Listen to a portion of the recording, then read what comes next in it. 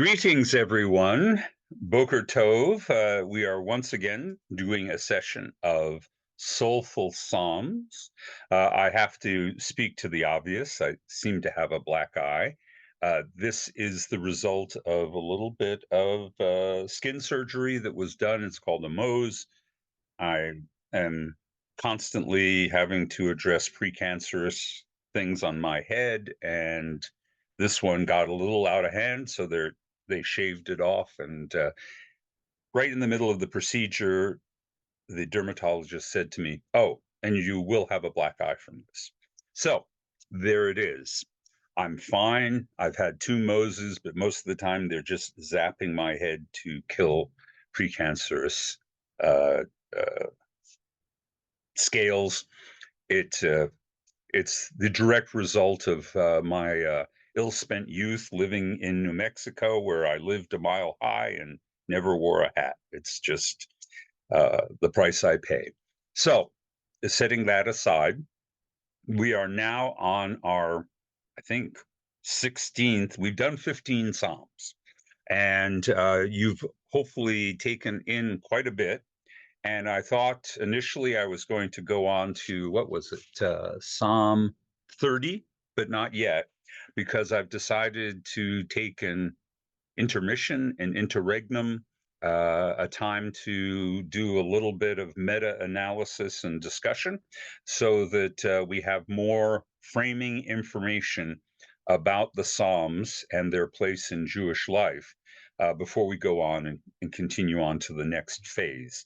Uh, the Psalms are broken up into five books, not meaningful in terms of the distinction, except it meant to mirror the Torah. So we have five different blocks of Psalms. So I just want to call attention to this mirror image, which I think is illustrative of just how important the Psalms are in Jewish tradition.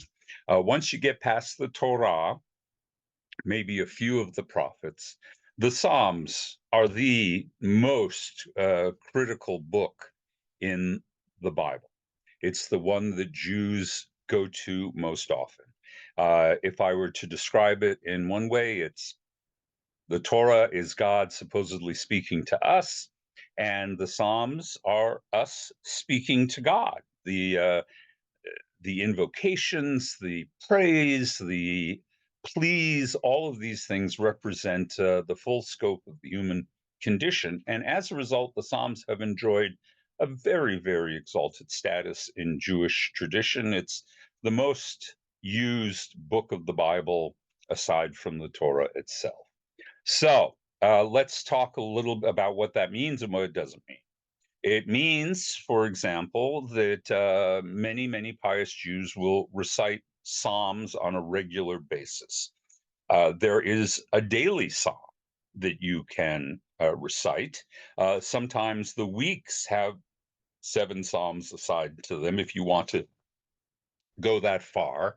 That brings my attention to my colleague down in Dallas, Deborah Robbins.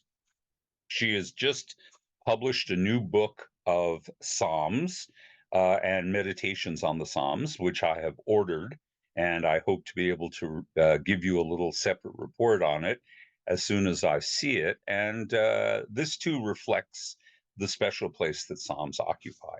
As you've noticed in our liturgy, and if you spend time in conservative or Orthodox shuls, you run across Psalms all the time. We have streamlined the number of Psalms that appear in our worship in the Reform movement, and we've pretty much reduced it to about a dozen, 15 that are regularly used. You'll find that it's a much larger number in the Orthodox Siddur, that they appear much more often and more with more variety. However, that being said, that even though some scholars have called the Psalms the common book of Jewish prayer, the fact of the matter is we don't use them as much as we could. If we look to the Karaites, who are the Karaites, you say? Well, let me tell you. The Karaites are a alternative Jewish movement that appeared in the Middle Ages, or maybe it had always been around. We have first recorded evidence of it in the 8th century, but they also have preserved materials from the Dead Sea Scrolls. So one might theorize that, in fact, there has been an alternate way of being Jewish since the 1st or 2nd century. And these Karaites have a different way of worshiping than Rabbinites. That's us, the dominant number of Jews. There are only about 10,000 Karaites left in the world. They've not been a thriving alternative Jewish movement. By the way, if you fall in love with a Karaite, you can still marry them. That's one of the rulings of the rabbis, but they are definitely considered not um, traditional Jews. In the Mishnah, there is a mention of something called Hudites, probably Karaites. The medieval name is Karaites. We don't know for sure their origins. Any case, what I'm going to say here is that for the Karaites, the Psalms are their liturgy. That's really the beginning and end of what they read when they worship together. So it really is the common book of prayer for the Karaites.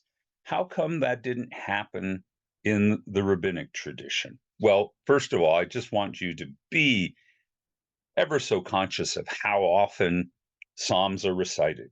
When you're worried, you can recite the entire book of Psalms. When someone has died, the shomer who guards over the body recites the whole book of Psalms.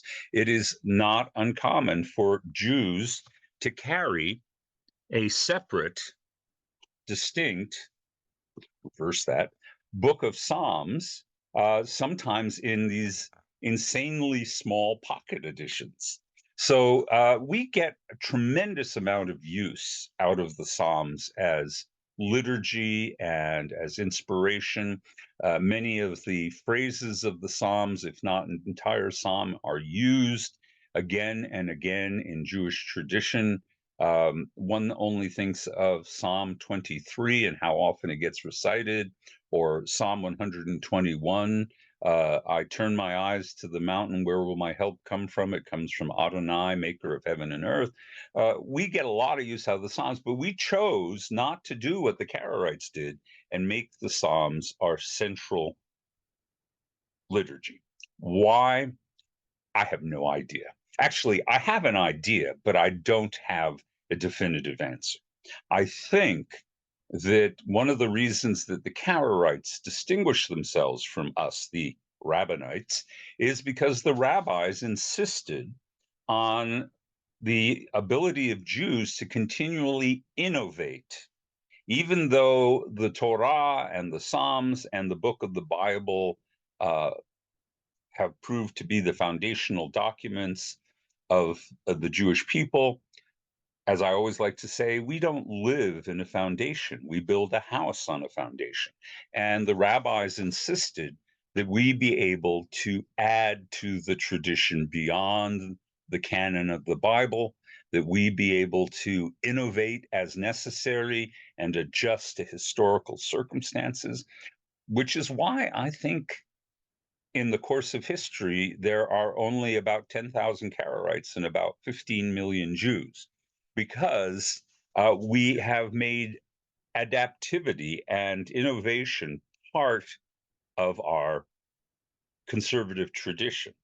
And so the rabbis insisted that not only can you use Psalms for worship, but they added their own prayers, and Jews subsequently have added prayers to the prayer book until we got to the 19th century when the Reform movement said, this prayer book is just too big and cumbersome. We need to streamline it. And that's what we did. But we still, in Reform Judaism, incorporate prayers that were written in different times, in different ages, in different contexts.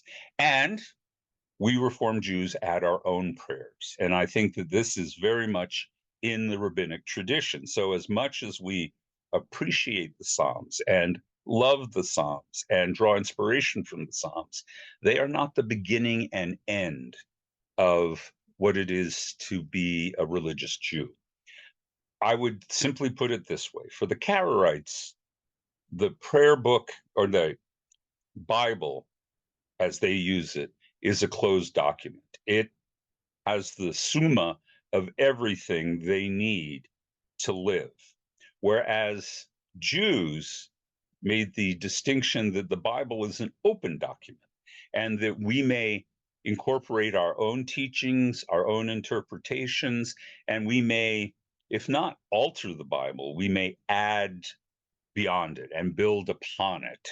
And I think that that genius for adaptation, for a willingness to accept change, is one of the features that have allowed us to thrive in a way that perhaps the Karaites have not. So, just so you understand that while the Psalms occupy a central place in the Jewish heart, a central place in the Jewish imagination, uh, a uh, they have a key role in Jewish spirituality.